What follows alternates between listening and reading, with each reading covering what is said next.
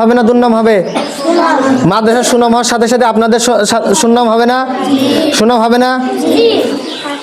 আপনারা যারা মাদ্রাসায় আইছেন আপনাদের উপরে অনেক বড় একটা দায়িত্ব আছে। কি আছে?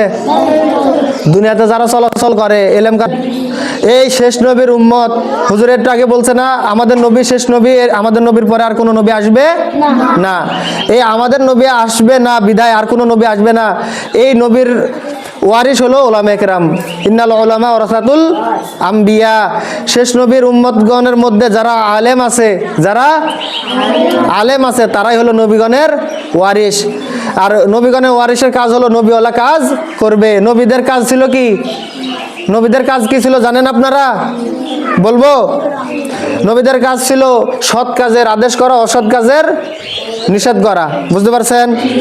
এবার অসৎ কাজ নিষেধ, আবার আছে সৎ কাজ কোনগুলো, এইগুলো শিখতে হলে আমাদের কোরআন হাদিস থেকে জানতে হবে। এভাবে একদিন দুই দিন আসলে জানা যাবে না।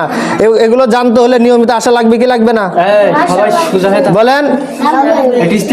মূলত এই শেষ নবীর উম্মতের মধ্যে সবাই কি জান্নাতে যাবে? সবাই কি শ্রেষ্ঠ?